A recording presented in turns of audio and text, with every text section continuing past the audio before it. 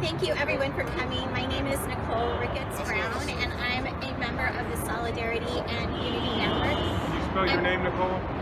Nicole, N-I-C-O-L-E, Ricketts, R-I-C-K-E-T-T-S, Brown, B-R-O-W-N.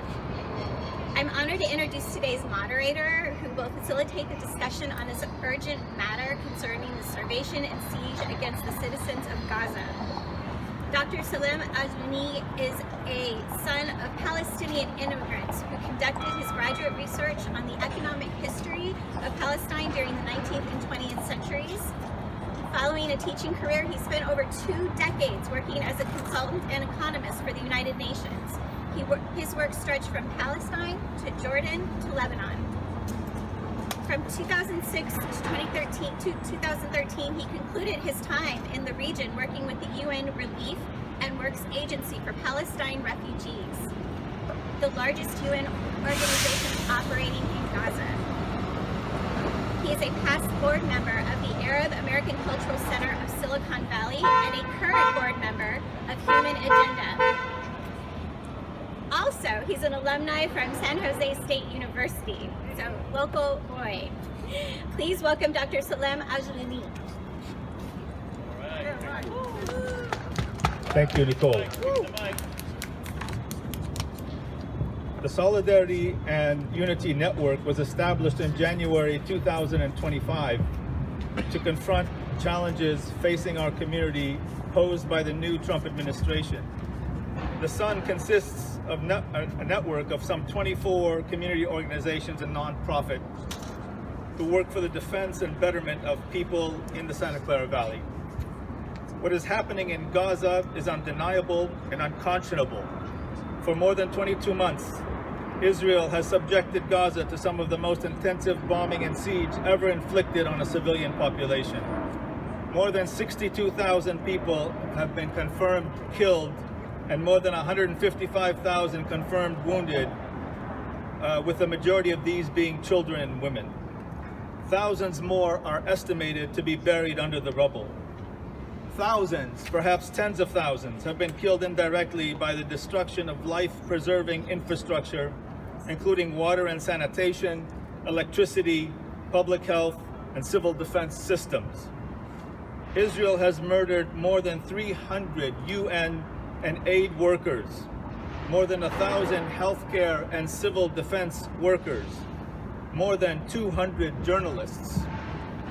Since May alone, Israeli forces have murdered more than 1,800 unarmed and starving people as they waited to receive completely inadequate amounts of food assistance, mainly from the so-called Gaza Humanitarian Foundation. Israeli forces have also intentionally and systematically bombed every hospital in Gaza, many clinics, hundreds of schools and universities, and vital public infrastructure. In addition, the majority of housing structures in Gaza have been damaged or destroyed by relentless and wanton Israeli bombardment. Since March 2025, Israel has blocked nearly all food, water, medicines, fuel, and humanitarian assistance from entering Gaza, where more than 2 million people are literally starving. In January 2024, more than a year ago, the International Court of Justice in The Hague determined that there is a plausible case with which to prosecute Israel for the crime of genocide. And scholars and human rights and civil organizations the world over, including in Israel itself, have concluded that Israel's siege of Gaza meets the very definition of genocide. Today, we are protesting Israeli war crimes and genocide and the material and political support provided by our own government for these crimes. That's right. We call on the U.S. government to immediately halt all funding for the Israeli armed forces, funding that is being used to siege and starve the Palestinian people of Gaza. We call on our elected representatives to both speak out against these crimes and to do their parts in ending U.S. material and political support for Israeli crimes. We call on media organizations to fulfill their public interest function and highlighting and challenging those directly and indirectly complicit in crimes against humanity in Palestine.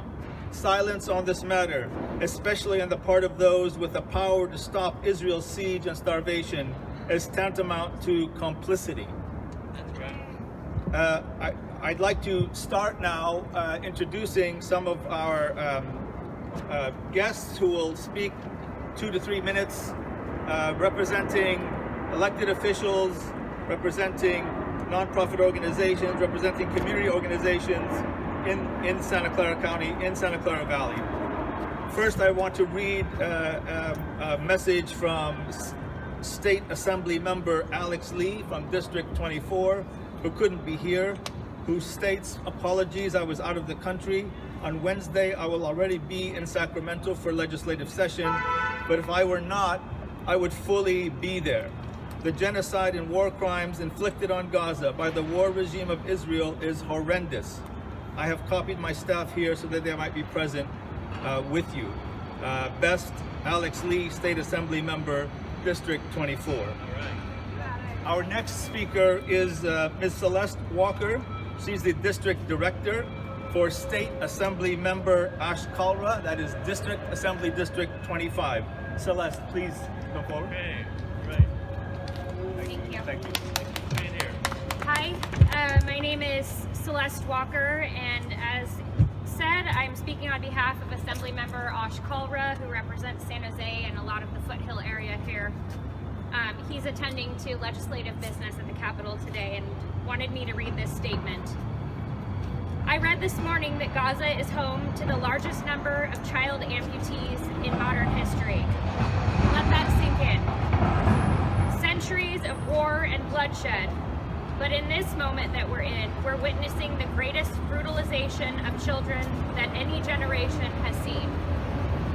We are not just complicit in this. We are the perpetrators. It is American bombs that are destroying Gaza, that have killed over 19,000 children and tens of thousands in total. The Gaza Strip is smaller than San Jose, and yet, even amongst the rebel, the Israeli military is killing those showing up for aid or providing medical care.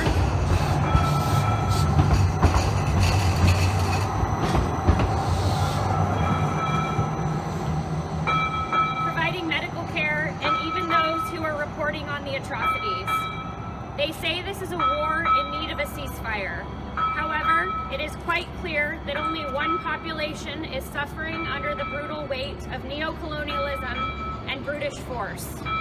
This genocide must stop, and the world must hold to account the war criminals who deny aid, murder innocent people, and then pressure the world community against intervention. Some don't want to call it genocide. I suppose because the optics or because of the legal ramifications it would require from the global community. When the Israeli and U.S. president publicly declare the desire to displace the Palestinian people and take away their land, what else do they want to call it? I say that if international laws that are held against other nations when they run afoul of American priorities are to be deemed valid, then we must respect those same international laws when it applies to the current tragedy in Gaza, as well as the settlements being overrun in the West Bank. Otherwise, our nation will continue to lose respect and partnerships from around the world, and the military might of America will lose its luster as it sheds any semblance of morality or justice. It seems like never again is reserved for European countries, but again and again, atrocities against others have people of good moral standing saying, "What about now?" Well, right about now, we must all stand up and demand justice for Palestinians and the complete end to the war on Gaza. It is the least we can do until a permanent, free, secure Palestine becomes a reality. Thank you. Thank you, Celeste. Our next speaker is Zahra Billu. She's the director of the Bay Area office of the Council on American Islamic Relations, CARE, one of the largest civil rights and legal defense organizations in the Muslim and Arab communities in the country. Please, Zahra. Assalamu alaikum. Peace be upon all of you. We are gathered here today because our hearts are breaking and our government is complicit.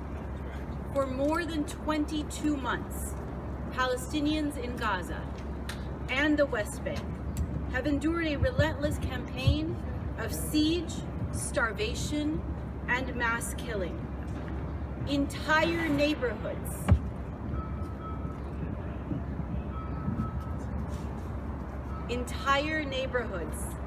have been flattened. Over 20 million people are being denied food, water, and critical medicine. Let's be clear, this is not a conflict. This is not a war. This is a genocide. And yet our government continues to fund it. While right here in our neighborhoods in California, people cannot access housing or medical care. We send billions of dollars in military aid to Israel, whose citizens enjoy free access to housing, medical care, and college educations, and then they turn around and spend what we send to drone, kill, maim, and torture Palestinians. They are doing this in plain sight. There are no secrets. They brag about it and broadcast it themselves. And so we cannot and we will not be silent. At CARE, we hear daily from families in the Bay Area who are terrified for their loved ones.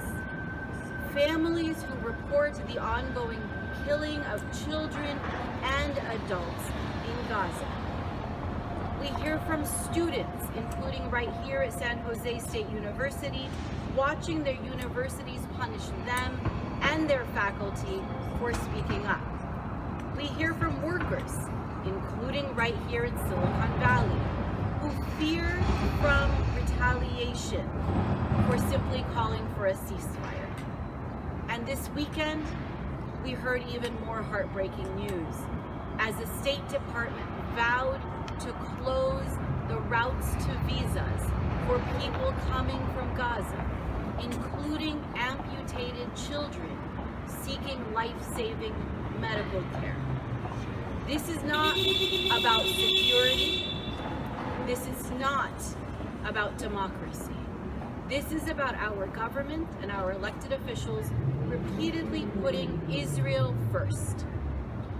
U.S. policies, U.S. weapons, and U.S. dollars are enabling Israel's war crimes. But I should note, we see something else as well. Solidarity. Day after day, people gather in our streets to rally for Palestine. From San Jose to Palo Alto to San Francisco, and so many places in between. There is a growing movement of people across faith, race, and economic backgrounds who are refusing to look away. Everywhere we go, we will demand end the siege, stop funding war crimes, and stop enabling this genocide. Today, we close by sending a message to our elected officials and to the Trump administration, much like the Biden administration, that our communities are united and that we will hold them accountable. History will ask where each of us stood when Gaza starved, and we will answer. We stood shoulder to shoulder, demanding justice and freedom for all, from the river to the sea, until Palestine is free.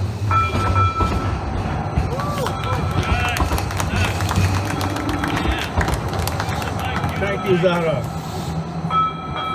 Our next speaker is Raj Jayadev. He's the coordinator for Silicon Valley Debug, a long-term activist and a valued member of our community. Raj, please step in.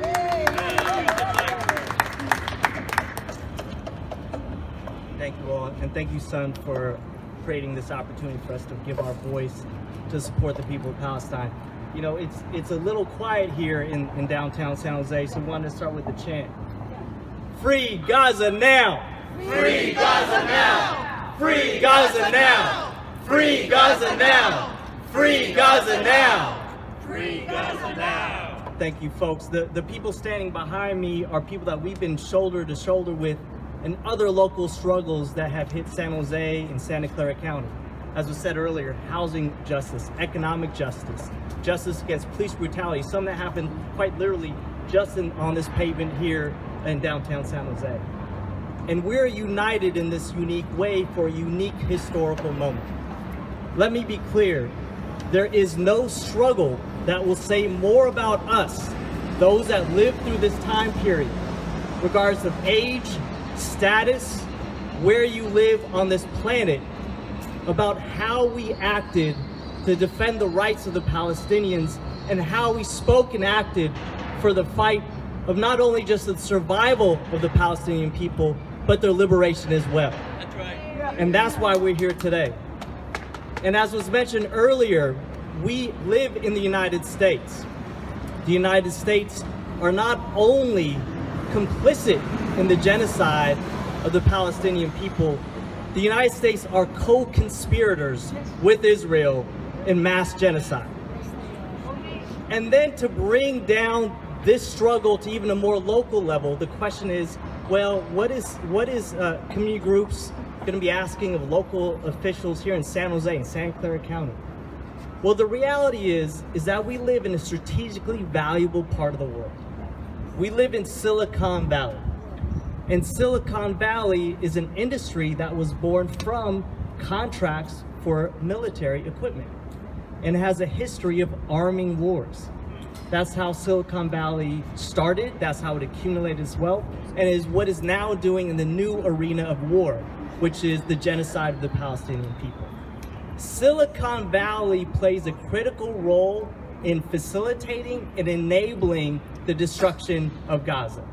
They do it in the multinational corporations that are headquartered right here, Google, Palantir, arming and equipping the Israeli government through contracts, profiteering from this devastation that was remarked upon earlier. So that makes us duty bound, those that live in this region, to call out those that have political power, those that have economic power, on their complicity. We have to call out these tech billionaires that are funding this war. And also, the reason why we're here today is we have to call out our local officials who are operating under our name, whether they're at City Hall, the Rotunda, the county building, the state capitol, or DC. They are theoretically representations of our values of a community or a people. There's nothing in the San Jose value system that says that we will support the killing of children, that we will support the wiping out of families, that we will support an apartheid state. That is not a representation of what we're about. That's right. And we are calling on every one of our elected officials, from the city clerk to a senator, that they need to represent us to put a halt in this war. That's right. We will not be allowing them to use our name to kill. And with that said, may Gaza always be free. May the Palestinian people survive. May the Palestinian people be liberated. And we, as was said earlier today, we will be known by how we acted in this moment. And so I'm proud of those that are standing with us today. I'm proud of those that are standing up at other days. And I ask others to stand with us for the survival of the Palestinian people. Thank you.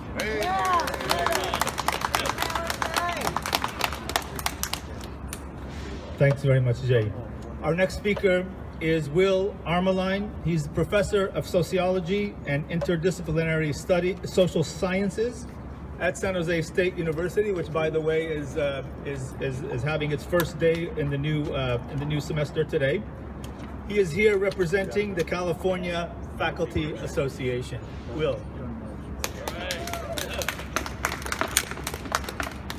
Hey everybody, I want to say thank you to everyone that showed up today. Thank you for the press for coming. Thank you for everyone watching and paying attention to this very important press conference.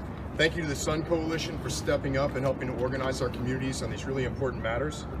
I want to join Raj in really sharing my honor and thanks to be standing with the people and the organizations behind me and that are part of this Sun Coalition. My name is Bill Armeline. I'm a professor of sociology at San Jose State University, and I'm here to represent my union brothers and sisters in the California Faculty Association and the broader Labor for Ceasefire Coalition to speak up against genocide in the Palestinian occupied territories and demand an end to all military and economic support for Israel, as international law actually demands. The US public, like a vast majority of the world, are now beginning to agree. 58% of Americans believe the US should recognize Palestinian statehood in the United Nations. Only 32% of Americans support Israel's military assault on Gaza, and only 8% of Democrats support Israel's group assault. Yet, a vast majority of Democratic congressional members and party leadership still refuse to recognize Israeli genocide as a red line for its own constituency, including its constituency right here in Silicon Valley. That's a shame. This also must end. The swing in public opinion is largely due to the bravery of a record-breaking number of Palestinian journalists who've lost their lives covering the atrocities given Israeli restrictions on foreign reporters. It's also because Israeli soldiers and policymakers have proudly broadcast and live stream their war crimes and genocidal intent from the beginning of the assault. Please stand clear of the trackway.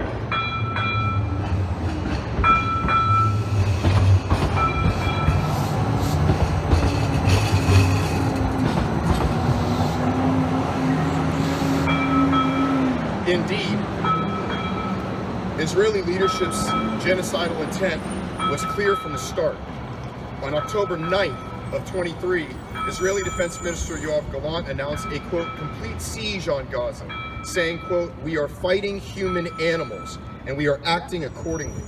There will be no electricity, no food, no fuel, everything is closed. That was 2 days after October 7th. We knew from the beginning what the intentions were of this campaign. Many of us spoke out, most were ignored. Today, much of Gaza has been reduced to rubble, including its hospitals, schools, churches, and public infrastructure needed for survival. Over 62,000 Palestinians have been killed on record, but this number is certainly a vast undercount. Further, Palestinians in Gaza are suffering from conditions of famine and disease from Israel's continued blockade, and from the murderous actions of the US-backed so-called Gaza Humanitarian Foundation my colleagues have mentioned. The UN has recognized famine in Gaza as among the worst in the world, with every civilian affected, every of the 2 million civilians have been affected, and 500,000 are under what's called catastrophic conditions, which means they're on the edge of death. This is a humanitarian catastrophe of choice, and the US government has the power to stop it. It's our responsibility, particularly those of us in Silicon Valley, because everything Raj said was correct. This valley is at the heart of the global military-industrial complex, whether it's raining down in the occupied territories or raining down later in Latin America, as we're now threatening to do today. And it's our responsibility to make sure that this is stopped immediately. Free Palestine. Thank you very much.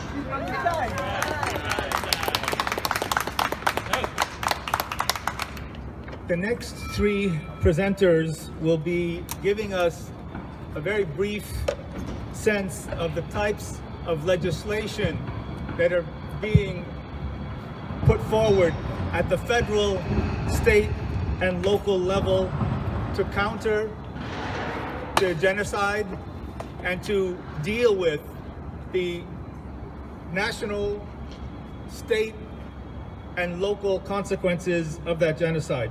The first presenter is Wendy Greenfield. She's the co-founder of Jewish Voice for Peace South Bay chapter. She was previously an organizer, a long-term organizer for the United Farm Workers of America and for the Dolores Huerta Foundation, as well as the New Jewish Agenda campaign on human rights and anti-Semitism in Argentina. Wendy is going to present a few comments on what's happening at the federal level, the DC level.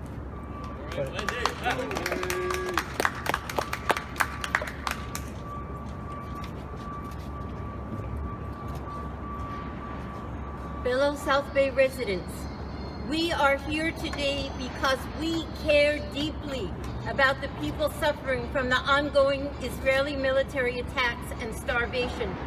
Let's turn our grief into action by contacting our congressional representatives and senators and telling them to support the following 3 bills. And please thank the representatives who have signed on and tell those who haven't, it's past time. Act now. The first federal bill is H.R. 3565. To provide for a limitation on the transfer of defense articles and services to Israel. This bill is commonly known as Block the Bombs Act. This legislation would withhold the transfer of offensive weapons to Israel until it complies with U.S. and international law. Given the current genocide taking place in Gaza, as well as continued attacks on Palestinians in the West Bank, this act would reassert Congress's oversight authority to protect civilians from starvation, displacement, and death. It would prevent the transfer of the most egregious offensive weapons to Israel. That's right. Representative Ro-Khanna is the only South Bay representative among the bill's 33 co-sponsors. The second bill, H.R. 2411, the UNRWA Funding Emergency Restoration Act, currently has 66 national co-sponsors, including South Bay representatives Ro-Khanna and Zolafrin. UNRWA, the United Nations Relief and Works Agency, has provided life-saving food and other humanitarian services to Palestinian refugees throughout the Middle East since December 1949. But U.S. funding was cut off by the April 2024 Israel Supplemental Security Act, leaving Palestinians in Gaza and neighboring countries without this critical source of aid. This aid must be restored immediately. H.R. 3045, the West Bank Violence Prevention Act of 2025, states that the President shall impose sanctions on any foreign person who has been found to have engaged directly or indirectly in actions that threaten the peace, security, or stability of the West Bank, particularly acts or threats of violence targeting civilians with the purpose of forcing them to leave their homes and land. And we certainly have seen some very heartrending stories of individuals who have been murdered in the West Bank very recently. Such persons would be ineligible for visas to enter or remain in the United States. They would be prohibited from making contributions or business transactions with U.S. residents. The bill's 61 co-sponsors include South Bay representatives Ro-Khanna, Zolafrin, and Sam Liccardo. Please thank the co-sponsors of these bills and urge the other representatives to save lives by co-sponsoring them immediately, if not sooner. We have the power to make them move. All of us who are here need to spread the word. Let's use it. Thank you. Thanks, Wendy. The next speaker is Dina Saba. She's the president of Democrats for Palestinian Rights, Bay Area, a club chartered under the Santa Clara County Democratic Party, who will speak to us on Assembly Bill 715, currently being considered in the California State Assembly. Dina, tafadhal. Thank you. Can you hear me okay? Okay, AB 715, a bill introduced by elected Democrats in California, meant to silence.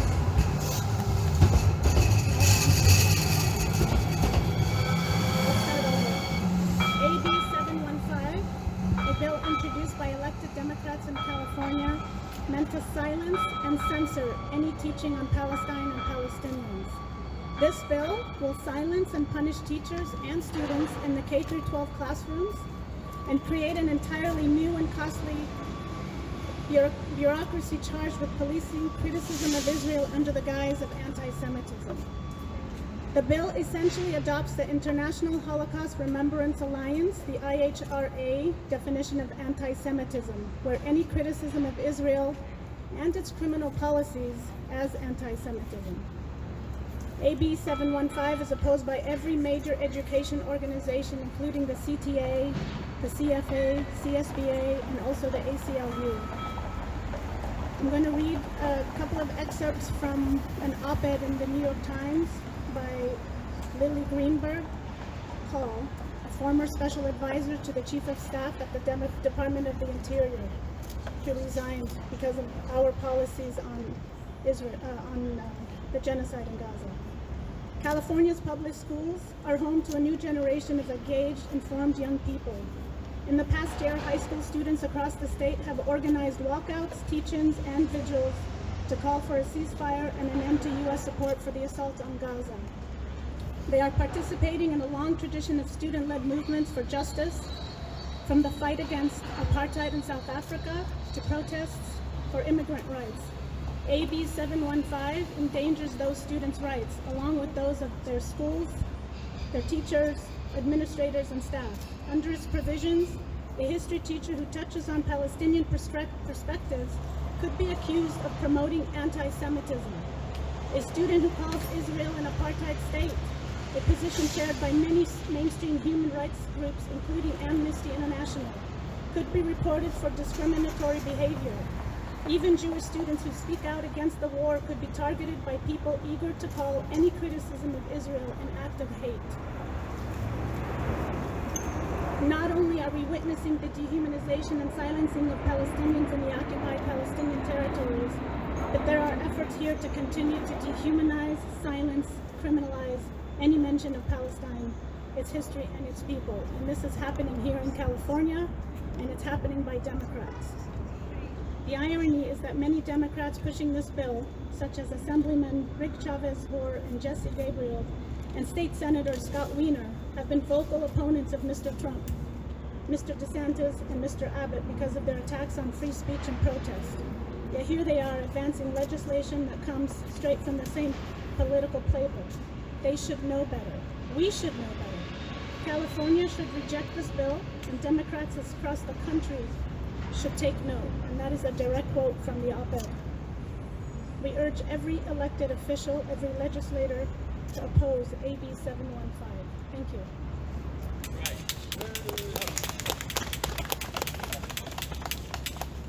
Thanks, Tina. Our final presenter is Philip Nguyen.